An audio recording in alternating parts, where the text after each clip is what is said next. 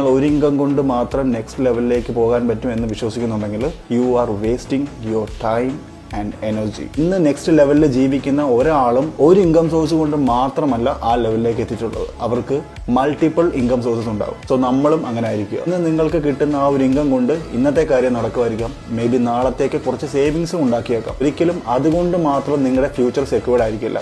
ഫ്യൂച്ചറിനെ കുറിച്ച് ആർക്കും 100% പ്രെഡിക്റ്റ് ചെയ്യാൻ പറ്റില്ല. ഫ്യൂച്ചർ എപ്പോഴും അൺപ്രെഡിക്റ്റബിൾ ആണ്. So single source of income കൊണ്ട് ജീവിക്കാൻ ശ്രമിക്കുന്ന ഒരാൾക്ക് നാളെ ചിലപ്പോൾ ഫ്യൂച്ചർ അതികഠിനമായിരിക്കാം. So never do that. നിങ്ങൾക്ക് നല്ലൊരു ഇൻകം കിട്ടുന്നുണ്ടെങ്കിൽ ആ ഒരു ഇൻകത്തെ എപ്പോഴും മൾട്ടിപ്പിൾ ചെയ്യാൻ നോക്കുക. പൈസ കൊണ്ട് പൈസ ഉണ്ടാക്കാൻ നോക്കുക. നിങ്ങൾക്ക് കിട്ടുന്ന ഇൻകത്തിന്റെ ഒരു ഭാഗം സേവ് ചെയ്ത് മാറ്റി വെക്കാതെ ആ ഒരു ഇൻകം ഇൻവെസ്റ്റ് ചെയ്യാൻ ശ്രമിക്കുക. ഇത് നിങ്ങൾക്ക് എങ്ങനെ വേണമെങ്കിലും ഇൻവെസ്റ്റ് ചെയ്യാം. ബിസിനസ്സിൽ ഇൻവെസ്റ്റ് ചെയ്യാം, ഗോൾഡിൽ ഇൻവെസ്റ്റ് ചെയ്യാം, ലാൻഡിൽ ഇൻവെസ്റ്റ് ചെയ്യാം, ട്രേഡിൽ ഇൻവെസ്റ്റ് ചെയ്യാം. ബിഫോർ ദാറ്റ് അതിനെക്കുറിച്ച് വ്യക്തമായിട്ട് പഠിച്ചിരിക്കണം.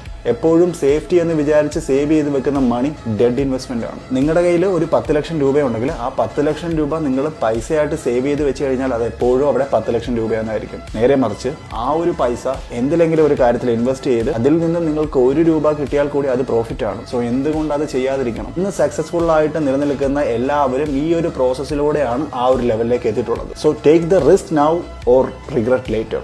Think wisely.